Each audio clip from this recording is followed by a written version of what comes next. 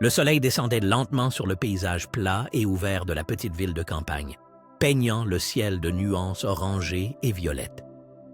La maison de la famille Durand se trouvait au bout d'un chemin de terre poussiéreux, sa peinture écaillée et ses fenêtres ternies par les années.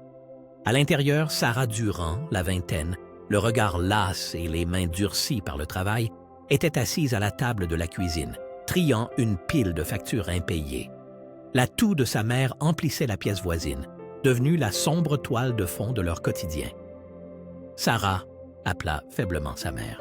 « Pourrais-tu m'apporter un peu d'eau? » Sarah se leva d'un bond, remplit un verre au robinet, puis se hâta vers le lit de sa mère. Sa mère, faible et pâle, lui adressa un sourire sans force. « Tu devrais te reposer, maman. Je vais m'occuper de tout, » dit doucement Sarah, bien que le poids de ses paroles sonnât comme un mensonge. Le bruit d'une voiture venant de l'extérieur interrompit leur moment de calme. Sarah regarda par la fenêtre et se figea. Une Mercedes noire et brillante s'était arrêtée devant leur maison, contrastant vivement avec les vieilles camionnettes rouillées habituelles dans le voisinage. « Qui cela peut-il bien être? » demanda sa mère, la voix mêlée de curiosité et d'inquiétude. Avant que Sarah ne puisse répondre, la portière de la voiture s'ouvrit et Bernard Leroux en descendit. Il apparut dans un costume impeccablement taillé, ses cheveux argentés brillant même sous la lumière du soleil couchant. Ses pas étaient lents mais assurés, dégageant une aura d'autorité et de confiance. Sarah sortit sur le perron. Elle fronça les sourcils tandis que Leroux s'approchait. « Mademoiselle Durand, » dit Leroux d'une voix grave, calme, mais qui n'admettait aucune contradiction. « J'ai eu connaissance de votre situation familiale. » Sarah cligna des yeux, confuse. « Pardon, qui êtes-vous, demanda-t-elle, stupéfaite. « Je m'appelle Bernard Leroux. Je possède plusieurs biens immobiliers et entreprises dans la région, » expliqua-t-il en désignant la Mercedes d'un geste, avant de poursuivre. « Je suis venu vous faire une proposition. » Sarah croisa les bras et demanda à voix basse. « Quelle sorte de proposition? » Le regard de Leroux ne scia pas. « Je veux vous épouser. » Un instant, le monde sembla s'arrêter. « Moi? » demanda Sarah, la voix empreinte d'incrédulité. « Je suis sérieux, » répondit Leroux, imperturbable. « Vous êtes une jeune femme intelligente et capable, et je suis convaincu que vous seriez une excellente compagne. En échange, je garantirai la sécurité financière de votre famille. Votre mère recevra les meilleurs soins médicaux et votre jeune frère pourra poursuivre ses études tranquillement. » Sarah le fixa, cherchant une trace d'humour ou de tromperie, mais l'expression de Leroux restait impénétrable. « J'ai besoin de temps pour réfléchir, » balbutia-t-elle. « Bien sûr, » acquiesça Leroux d'un léger signe de tête. « Mais j'attends une réponse rapidement. Le temps ne nous permet aucun luxe, ni à vous, ni à moi. » Alors qu'il remontait dans sa voiture et s'éloignait, Sarah resta immobile sur le perron, ses pensées tourbillonnant. Plus tard cette nuit-là, alors que la maison était silencieuse, Sarah était assise sous la faible lumière de la lampe de cuisine. La voix de sa mère rompit le silence. « Sarah » appela-t-elle, appuyée contre l'encadrement de la porte. Sarah hésita, puis lui raconta la proposition de Leroux. Sa mère écarquilla les yeux, choquée. « C'est de la folie » murmura-t-elle, mais ses mots se noyèrent dans une quinte de toux. Sarah se précipita pour l'aider à s'asseoir sur une chaise. « Maman, écoute-moi » dit Sarah d'une voix tremblante. « Si je le fais, tu recevras les soins médicaux dont tu as besoin, et Danny ne sera pas obligé d'abandonner l'université. C'est peut-être notre seule chance. » Des larmes montèrent aux yeux de sa mère. « Je ne veux pas que tu sacrifies ta vie pour nous. Tu mérites de trouver l'amour et d'être heureuse. » « N'a pu. De je ne suis pas heureuse maintenant non plus, » dit Sarah avec amertume, essuyant ses propres larmes. « Au moins, de cette façon, je peux aider. N'est-ce pas que ça en vaut la peine? » Sa mère ne répondit pas, l'angoisse se lisant sur son visage. Les jours suivants furent remplis d'hésitation et de prières silencieuses, tandis que Sarah évitait le regard des voisins qui chuchotaient déjà sur l'histoire de la jeune serveuse et du vieil homme riche. Le poids de la décision pesait lourdement sur elle, mais en entendant la toux de sa mère s'aggraver et en voyant la pile de factures grandir, elle sut ce qu'elle devait faire. Le matin du mariage se leva, clair et froid. Sarah se tenait devant un petit miroir dans une robe de mariée empruntée dont la dentelle lui piquait la peau. D'une main tremblante, elle ajusta son voile, fixant son reflet aux yeux écarquillés et effrayés, et murmura doucement « Suis-je en train de commettre la plus grande erreur de ma vie ?» On frappa à la porte, la tirant de ses pensées. Son jeune frère, Danny, entra, paraissant encore plus mince dans son costume trop grand. « Sarah, c'est l'heure », dit-il d'une voix étranglée. Sarah prit une profonde inspiration, hocha la tête avec un sourire forcé, puis dit doucement « Allons-y ». Elle sortit de la pièce, se dirigeant vers un avenir incertain. Sur une hauteur isolée des collines de Normandie se dressait l'imposant manoir, sa sombre silhouette se découpant nettement sur le ciel gris. Sarah descendit d'une voiture noire et brillante, serrant sa petite valise contre elle. Le bâtiment se dressait lugubrement devant elle, avec ses fenêtres sombres et froides. À l'intérieur, le vaste hall d'entrée était aussi froid que l'extérieur. Un sol en marbre brillant s'étendait sous un haut plafond orné de lustres. Chaque détail respirait la richesse, mais il manquait totalement de chaleur et de vie. Marie, la gouvernante qui travaillait ici depuis longtemps, accueillit Sarah avec un sourire forcé. C'était une femme approchant la soixantaine, au regard vif, qui lui fit signe de la suivre. « Ce sera votre chambre, Madame Leroux », dit-elle en ouvrant la porte d'une chambre plus modeste à l'étage. La pièce était élégamment meublée, mais semblait plus simple que le reste de la maison. « Merci, Marie », dit Sarah, accompagnant ces mots d'un sourire également forcé. « Et s'il vous plaît, appelez-moi Sarah. » Marie hocha la tête, les lèvres pincées, puis se retourna pour partir. Avant de sortir, elle ajouta par-dessus son épaule « Si vous avez besoin de quoi que ce soit, le personnel vous aidera, mais il vaut mieux ne pas poser trop de questions. » Sarah cligna des yeux, son sourire vacillant. « Qu'est-ce que vous voulez dire ?» demanda-t-elle doucement. Marie hésita, mais ne répondit pas. Elle sortit et referma doucement la porte derrière elle, laissant Sarah seule. Les jours suivants, Sarah tenta de s'habituer à sa nouvelle vie. Mais la taille immense du manoir et son silence spectral rendirent cela difficile. Bernard, désormais son mari, passait son temps soit dans son bureau, soit il s'absentait pendant des heures. Leur relation était courtoise mais distante, comme si leur mariage n'était rien de plus qu'un accord commercial. Un soir, Sarah rassembla son courage pour le rejoindre au dîner. L'interminable table de la salle à manger semblait ridiculement vide alors qu'ils étaient assis chacun à une extrémité. « Dînez-vous toujours seul ?» demanda Sarah, sa voix résonnant légèrement dans l'immense pièce. « La plupart du temps, » répondit Bernard sans lever les yeux de son assiette. « J'ai beaucoup de travail. » Sarah insista. « Quel genre de travail vous retient aussi longtemps ?» À ces mots, la fourchette de Bernard s'immobilisa en l'air. Il leva vers Sarah un regard froid et indéchiffrable. « Les affaires, » répondit-il sèchement, avant de retourner à son repas. Cette nuit-là, Sarah se tournait et se retournait dans son lit, incapable de dormir, fixant le plafond orné. Au fil des heures, un léger craquement rompit le silence. Au début, il semblait lointain, comme le bruit de pas éloignés, puis il devint plus fort, comme si quelqu'un marchait dans le couloir devant sa porte. Sarah s'assit, le cœur battant la chamade. Elle glissa hors du lit, se faufila sur la pointe des pieds jusqu'à la porte et ne l'ouvrit que d'une fente. Le couloir était vide sous la faible lumière de la lune et le bruit avait cessé. Rien ne bougeait dans l'obscurité. Le lendemain, Sarah décida d'explorer la maison. Elle erra de pièce en pièce, chacune plus somptueuse que la précédente, mais la plupart étaient vides ou fermées à clé. Dans l'aile ouest, elle découvrit une porte différente des autres. Elle était massive, avec une poignée en cuivre et sans trou de serrure visible. En s'approchant, un frisson glacial la parcourut.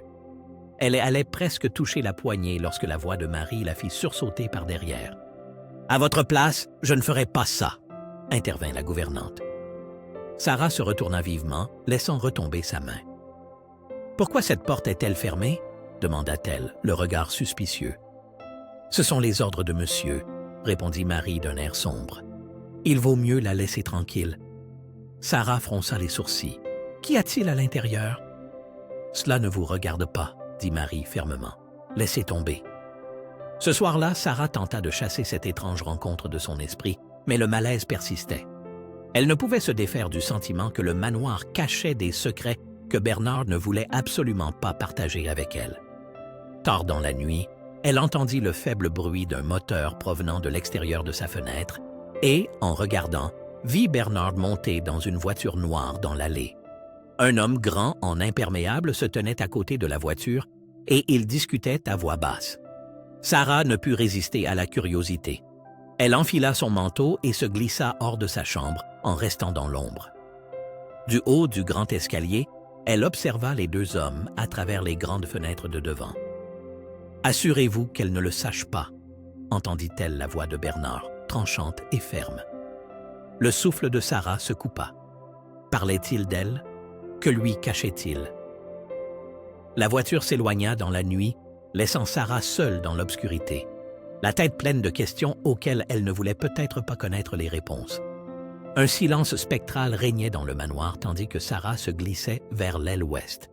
Depuis des jours, elle observait cette porte, attendant le bon moment pour découvrir ce qui se cachait derrière. Cette nuit-là, inexplicablement, elle était ouverte. Son cœur battait à tout rompre alors qu'elle entrait, le grincement de la porte résonnant dans le sombre couloir. La faible lumière de la pièce provenait d'un unique lustre poussiéreux. Les murs étaient tapissés d'étagères remplies de vieux livres, de documents et de photographies encadrées. Sur un grand bureau en acajou au centre de la pièce, les papiers jaunis s'empilaient à côté d'un élégant stylo-plume. Sarah hésita avant de s'approcher, son regard balayant la pièce, espérant trouver quelque chose qui expliquerait le comportement mystérieux de Bernard.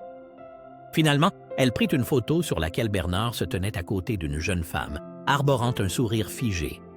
La femme était magnifique, presque radieuse, et semblait bien plus jeune que Bernard. Sarah retourna la photo et lut au dos, écrit d'une écriture élégante. Bernard Leroux et Greta, 1998. Sa main trembla alors qu'elle sortait d'autres photos de la pile. Chacune montrait une jeune femme différente aux côtés de Bernard. Les dates inscrites au dos couvrant des décennies. Les noms différaient, mais le schéma était clair. À côté des photos se trouvaient des documents juridiques, des actes de mariage, des contrats de mariage et des certificats de décès. Le souffle de Sarah se coupa. Les causes de décès variaient accidents, maladies, disparitions soudaines, mais toutes se terminaient de la même manière. « Qu'est-ce que c'est ?» murmura-t-elle pour elle-même, presque sans voix. Parmi les papiers, elle remarqua un journal relié en cuir et, en l'ouvrant, découvrit l'écriture soignée de Bernard. Les entrées détaillaient le début de ses relations, la manière dont il gagnait la confiance de ses femmes. Plus tard, elle prenait une tournure de plus en plus sombre, décrivant comment il les isolait, exerçait son pouvoir sur elles, puis finalement s'en débarrassait. L'estomac de Sarah se noua lorsqu'elle lut une phrase glaçante. Elles croient toujours qu'elles peuvent partir. Elles ne comprennent pas qu'elles sont à moi, jusqu'à ce qu'il soit trop tard. Un bruit soudain dans le couloir la ramena à la réalité. Elle cacha rapidement le journal dans son sac et aurait cherché refuge. Mais avant qu'elle ne puisse bouger, la porte s'ouvrit. Bernard se tenait là, une fureur froide et cruelle sur le visage. « Que fais-tu ici ?» demanda-t-il, sa voix résonnant sourdement, menaçante. Sarah serra son sac, essayant de paraître calme. « Je me suis perdue. Je ne voulais pas fouiner, » dit-elle d'une voix tremblante. Bernard entra et referma la porte. « Cette pièce est interdite, » siffla-t-il froidement. « Je l'ai dit très clairement. » Sarah déglutit difficilement. « Je voulais juste comprendre pourquoi il y a tant de pièces fermées. Pourquoi ne parles-tu jamais de ton passé? »« Tu n'as pas besoin de tout comprendre, » coupa Bernard. « Suis simplement les règles. » Tremblante, mais rassemblant tout son courage, Sarah demanda « Que leur est-il arrivé, Bernard? Où sont tes précédentes épouses? Pourquoi n'y a-t-il aucune trace d'elles après leur mariage avec toi? » Le visage de Bernard se durcit. « Ça ne te regarde pas. Arrête ça, Sarah, dans ton propre intérêt, » lança-t-il. Mais Sarah ne céda pas. « J'ai le droit de savoir. Suis-je juste un autre projet pour toi? Quelqu'un que tu pourras jeter plus tard? » Pendant un bref instant, le regard de Bernard sembla s'adoucir, mais il redevint aussitôt glacial. « Tu es ma femme maintenant, c'est tout ce qui compte. Ne me fais pas regretter ma générosité. » Ces mots provoquèrent un frisson glacial chez Sarah. Elle comprit qu'elle était en bien plus grand danger qu'elle ne l'avait cru. Bernard n'était pas simplement un homme mystérieux et dominateur, c'était un prédateur. Feignant la soumission, Sarah hocha la tête. « Je suis désolée, je ne voulais pas être indiscrète. » Bernard la dévisagea un instant de plus, puis s'écarta. « Sors d'ici et ne reviens pas. » Sarah sortit précipitamment, serrant son sac contre elle, sentant le regard de Bernard la suivre. Arrivée dans sa chambre, elle ferma la porte à clé et, sortant le journal, s'effondra sur le bord du lit. Elle n'arrivait pas à croire ce qu'elle lisait. Bernard n'avait pas seulement manipulé ses épouses, il les avait détruites, construisant soigneusement des mensonges et des subterfuges pour que personne ne le soupçonne jamais. Une ligne en particulier lui brûlait l'esprit. Elles croient qu'elles peuvent s'échapper, mais elles n'y arrivent jamais. La gorge de Sarah se serra. Elle savait qu'elle devait fuir le manoir au plus vite, mais Bernard surveillait chacun de ses mouvements, et le personnel lui était loyal. Le domaine était entouré de hauts murs et de caméras de sécurité, s'échapper ne serait pas simple. On frappa à la porte, la faisant sursauter. Elle glissa rapidement le journal sous l'oreiller de son lit. « Madame Leroux ?» La voix de Marie filtra à travers la porte.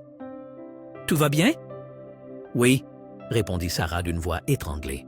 « Tout va bien. » Marie hésita quelques secondes, puis s'éloigna de la porte. Sarah attendit que la maison redevienne silencieuse, puis ressortit le journal. Elle essayait d'échafauder un plan, mais fut effrayée par le bruit de pas dans le couloir. Ils s'arrêtèrent devant sa porte, puis la poignée tourna. « Sarah, » dit Bernard d'une voix rauque et menaçante. « Es-tu réveillée? » Sarah se figea, ne répondant pas. La poignée revint à sa position initiale. Les pas s'éloignèrent lentement. Des larmes lui montèrent aux yeux alors qu'elle réalisait le piège terrible dans lequel elle était tombée. Elle vivait sous le même toit qu'un homme aux intentions meurtrières. Pourtant, elle se jura de ne pas se laisser faire. « Je sortirai d'ici, quoi qu'il en coûte », murmura-t-elle en serrant le journal.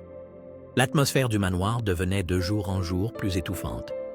La seule confidente de Sarah devint Marie, la gouvernante, dont la bonté silencieuse offrait une lueur d'espoir. Un après-midi, alors qu'elles essuyaient la vaisselle dans l'immense cuisine, Sarah lui murmura « Marie, quelque chose ne va vraiment pas ici. J'ai trouvé des choses dans cette pièce fermée. Je ne suis pas en sécurité. » Le visage de Marie s'assombrit et elle jeta un regard prudent autour d'elle avant de répondre. « Je travaille pour M. Leroux depuis plus de 20 ans. J'ai vu des choses que j'aurais préféré ne jamais connaître. »« Mais pourquoi restez-vous? Pourquoi ne partez-vous pas? » demanda Sarah, désespérée. Marie secoua la tête avec amertume. « Vous ne comprenez pas. Il a les moyens de faire taire n'importe qui. Il est déjà arrivé qu'un employé disparaisse du jour au lendemain pour avoir posé trop de questions. Mais vous êtes différente, Sarah. Vous êtes sa femme. Si quelqu'un peut sortir d'ici, c'est bien vous. » Le cœur de Sarah battait sauvagement. « Alors aidez-moi, s'il vous plaît. » Marie hésita, puis acquiesça. Les jours suivants, Sarah observa méticuleusement les habitudes de Bernard. Elle nota quand il quittait la maison tard le soir et quand les caméras de sécurité changeaient d'angle. Elle apprit les horaires des gardiens du portail, repéra les recoins du domaine. Pendant la journée, elle feignit d'être une épouse obéissante et aimable. Elle prenait le petit déjeuner avec Bernard, lui servait du café, murmurait des compliments et écoutait attentivement ses histoires d'affaires. Mais à l'intérieur, chaque mot suscitait un mélange de dégoût et de peur. Un soir, alors qu'elle se promenait sous prétexte de repérer la maison, Sarah découvrit la porte menant à la cave, qui était entr'ouverte. Elle descendit prudemment dans la pièce humide et moisie où elle trouva de vieux tonneaux de vin et des caisses poussiéreuses. La faible lumière de son téléphone éclaira une partie plus sombre du mur, comme si elle dissimulait quelque chose. Lorsqu'elle appuya dessus, le mur coulissa lentement, révélant un étroit passage. Cette nuit-là, dans sa chambre, elle sentit qu'il y avait peut-être une issue, mais elle ne voulait pas agir précipitamment. Sa détermination se renforça lorsqu'elle entendit la conversation téléphonique tardive de Bernard, écoutant à travers la fente de la porte de son bureau. « Organise les transferts avant qu'elle ne se doute de quelque chose, » dit l'homme, la voix tendue et impatiente. « Le temps presse. » Le sang de Sarah se glaça dans ses veines. Parlait-il d'elle? Voulait-il lui prendre tout ce qu'elle avait ou pire? Le lendemain matin, Marie la rejoignit dans le jardin. « Je dois vous montrer quelque chose, » dit-elle doucement. Elle conduisit Sarah dans sa propre chambre, où elle sortit de vieilles lettres et documents dessous une lame de plancher décellée. Ceux-ci confirmèrent les soupçons de Sarah. Bernard était lié à la disparition de ses précédentes épouses. « Elles ont toutes essayé de partir, » continua Marie, une larme brillant dans ses yeux. « Mais aucune n'a réussi. » Avec l'aide de Marie, Sarah décida de s'échapper. Elles attendirent que Bernard parte pour une réunion tardive et Marie détourna l'attention des gardiens du portail pendant que Sarah tentait de sortir par le tunnel secret. « Je laisserai le journal à la police, » dit Sarah. « Ils doivent savoir ce qu'il a fait. » Marie lui serra la main. « Promets-moi que tu sortiras et que tu ne regarderas jamais en arrière. » Begin. Tu te vas hâter. Le soir arriva. Au dîner, Bernard baisa la main de Sarah, son sourire froid lui glaçant le sang. « Ne m'attends pas, » dit-il d'une voix mielleuse avant de partir. À cet instant, Sarah et Marie passèrent à l'action. Marie simula une dispute avec l'un des gardes pour détourner son attention de l'écran de surveillance, tandis que Sarah, avec le journal et quelques affaires essentielles dans son sac, se faufila jusqu'à la cave. Elle trouva l'entrée cachée et se glissa dans le passage sombre, qui se referma derrière elle avec un bruit sourd. Le passage était humide et étroit. Les faibles rayons de lumière filtrant du plafond dessinaient des ombres tremblantes sur les murs. À chaque pas, Sarah sentait qu'elle prenait un risque énorme. Soudain, elle entendit un bruit derrière elle. Des pas lourds et délibérés résonnaient sur les pierres. Elle se figea, éteignit sa lampe de poche et se plaqua contre le mur. Les pas se rapprochaient, puis une voix familière déchira le silence. « Sarah, tu ne peux pas m'échapper. » C'était la voix de Bernard. Le cœur de Sarah battait à un rythme effréné, tandis qu'elle serrait convulsivement le journal. « Il faut y aller, » se murmura-t-elle, et rassemblant tout son courage, elle se mit à courir dans le couloir sombre, tandis que le hurlement de Bernard résonnait sur ses talons. Le manoir était enveloppé d'un silence sinistre lorsque Sarah commença sa fuite. Dans sa chambre, elle avait soigneusement rassemblé les choses les plus nécessaires et mis le journal en sécurité. Dès qu'elle entendit la voiture de Bernard quitter l'allée, elle dévala les escaliers jusqu'à la cave. Elle trouva rapidement l'entrée secrète et pénétra dans le souffle froid du tunnel sombre. La lumière tremblante de sa lampe de poche créait des ombres effrayantes sur les murs. Le passage semblait presque infini. Soudain, des sons lointains parvinrent à ses oreilles, l'écho de pas entrants. « Trouvez-la !» retentit l'ordre glacial de Bernard, et le sang de Sarah se glaça dans ses veines. Elle accéléra le pas, ses poumons brûlants de peur et d'effort. Au bout du couloir apparut enfin une porte métallique rouillée qui grinça lugubrement tandis qu'elle la poussait. Les pas martelant derrière elle étaient presque sur ses talons lorsqu'elle s'arc-bouta, ouvrit la porte et sortit dans la nuit. Le grincement métallique déchira le tunnel comme un cri désespéré, incitant les hommes qui la poursuivaient à accélérer encore. Sarah, une fois sortie dans la forêt, courut à travers les sous-bois denses, les branches laissant des égratignures sur ses bras et son visage. La nuit était un voile noir. Seule la faible lueur de la lune était visible. Derrière elle, les faisceaux des lampes torches bondissaient. Alors que les hommes de Bernard Leroux ratissaient la zone en se dispersant, leurs cris se rapprochant de manière menaçante. « Elle n'a pas pu aller loin !» cria l'un d'eux. Les poumons de Sarah brûlaient d'épuisement, mais elle persévéra, serrant le journal contre elle, sachant que c'était sa seule arme contre Bernard. Alors qu'elle était sur le point d'abandonner, elle aperçut des lumières entre les arbres. Une voiture approchait sur la route voisine et elle courut en trébuchant vers elle, agitant désespérément les bras. « Aidez-moi, s'il vous plaît! Arrêtez-vous » cria-t-elle, et la voiture s'arrêta dans un crissement de pneus. Un homme d'une trentaine d'années, au regard vif, sauta du siège conducteur et demanda précipitamment. « Vous êtes Sarah? » Sarah hocha la tête en haletant. « Oui, mais comment me connaissez-vous? »« Je suis Jean Martel, journaliste d'investigation. Je suis sur les traces de Bernard Leroux depuis des années. Montez, nous n'avons pas beaucoup de temps. » Chut. Sarah monta sans hésiter, serrant le journal contre elle, tandis que Jean démarrait en trombe. Un 4x4 noir surgit alors des arbres et se lança à leur poursuite. « Tenez bon !» dit Jean, en évitant une branche tombée sur la route. Sarah regarda en arrière, presque pétrifiée par la peur, voyant le 4x4 se rapprocher dangereusement. « Ils ne s'arrêteront pas, » murmura-t-elle. « Ils feront n'importe quoi pour me ramener. »« Pas si nous arrivons à la police avant, » répondit Jean, sa voix ferme lui redonnant du courage. Le 4x4 se plaça soudain à leur hauteur, et depuis le siège passager, un homme tenta de briser leur rétroviseur avec un pied de biche en passant le bras par la fenêtre. « Baissez-vous !» cria Jean, et Sarah baissa la tête alors que le verre volait en éclats. Jean donna un coup de volant, faisant déraper le 4x4 hors de la route et dans le fossé. La forêt s'éclaircit lentement alors que la voiture filait vers la ville. D'une main tremblante, Sarah feuilleta le journal, marmonnant. « Tout est là, les noms, les dates, même la façon dont il s'est débarrassé de ces femmes. »« C'est exactement ce dont nous avons besoin, » acquiesça Jean. « Avec ce que j'ai trouvé ensemble, ils pourront enfin l'arrêter. » I-B-S-A-O-P-C.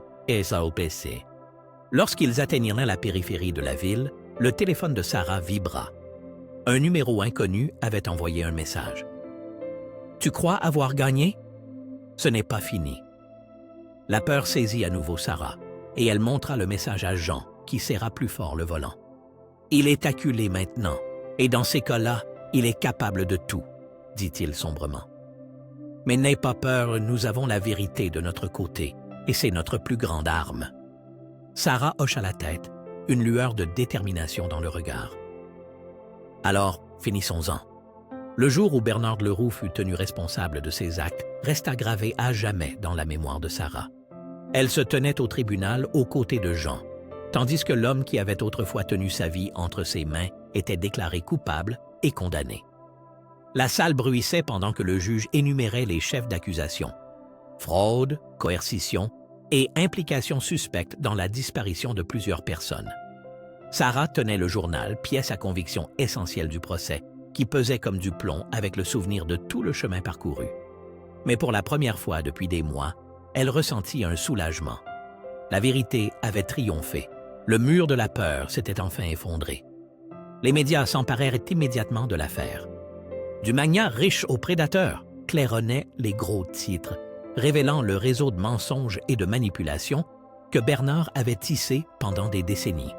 Les familles des précédentes épouses se manifestèrent également, exprimant leur gratitude pour le courage de Sarah et Jean, qui avaient enfin mis en lumière l'horrible vérité. À l'issue du procès, le tribunal décida de vendre aux enchères les biens de Bernard, et les fonds récoltés furent utilisés pour indemniser les victimes et leurs familles. Sarah, en tant que l'une des principales victimes, reçut une part importante de l'indemnisation. Cet argent fut une véritable bouée de sauvetage pour elle. Elle paya les frais médicaux de sa mère et assura la poursuite des études universitaires de son frère. De retour dans sa petite ville natale, Sarah s'efforça de reconstruire sa vie. Encouragée par Jean, elle créa un centre communautaire pour les femmes dans le besoin, appelé « Nouveau départ », en hommage à sa propre survie et à son renouveau. Le centre devint rapidement un refuge pour beaucoup, et Sarah racontait ouvertement son histoire, encourageant ainsi les femmes à oser sortir de leur peur et à écouter leur intuition. « Votre passé ne vous définit pas, » disait-elle souvent. « C'est votre courage à changer les choses qui détermine qui vous deviendrez. » À mesure que Sarah s'investissait davantage dans son travail d'aide, sa relation avec Jean se renforçait également. Ce qui avait commencé comme une quête commune de vérité s'était transformé en une affection sincère et une attention mutuelle. Jean admirait la persévérance de Sarah et sa capacité à trouver l'espoir même dans les moments les plus sombres. Sarah, de son côté, remarqua que Jean était resté à ses côtés tout du long, n'abandonnant jamais le combat et luttant sans relâche pour la vérité. Les réunions d'organisation firent place avec le temps à des dîners intimes, des rêves partagés et des regards volés. 1 an après leur fuite, John invita Sarah dans un parc tranquille, non loin de l'endroit où il l'avait récupérée pour la première fois lors de cette nuit qui avait tout changé. Au coucher du soleil, il la conduisit à un petit banc surplombant un lac paisible, puis sortit de sa poche une bague simple mais élégante. « Sarah, commença-t-il d'une voix étranglée mais ferme, tu m'as montré ce que signifie le vrai courage. Tu m'as appris que les chemins les plus sombres peuvent mener à quelque chose de beau. Laisse-moi être à tes côtés pour toujours. » Des larmes montèrent aux yeux de Sarah et elle lui sourit. « Oui, mais je te promets que chez nous, il n'y aura pas de porte fermée. » Riant, ils s'étreignirent, débordant de soulagement et de bonheur. Leur mariage fut une célébration modeste mais émouvante, organisée dans la ville natale de Sarah. La communauté qui l'avait soutenue pendant ces épreuves célébrait maintenant avec eux. La cérémonie eut lieu dans le jardin du Centre Nouveau Départ, parmi les plantes en fleurs et entourée des femmes que Sarah avait déjà pu aider. Sarah portait une robe blanche simple, son sourire radieux illuminant la journée. Lorsque Jean et elle échangèrent leurs vœux, personne ne put retenir ses larmes. Dans son discours, Sarah parla du chemin difficile qu'elle avait parcouru. Parfois, la vie nous mène dans les endroits les plus sombres pour nous montrer combien la lumière est précieuse. Aujourd'hui, je suis ici, et sans ceux qui ont cru en moi, je ne serais peut-être jamais arrivé jusqu'ici. Ce n'est pas seulement la fin d'un chapitre, mais le début d'une nouvelle histoire. Pendant la danse, sous les guirlandes lumineuses, Jean lui murmura « Tu n'as pas seulement survécu, Sarah, tu as construit une nouvelle vie, et je suis fier de faire partie de ton histoire. » Sarah sourit et posa sa tête sur son épaule. « C'est moi qui te remercie de m'avoir aidé à l'écrire.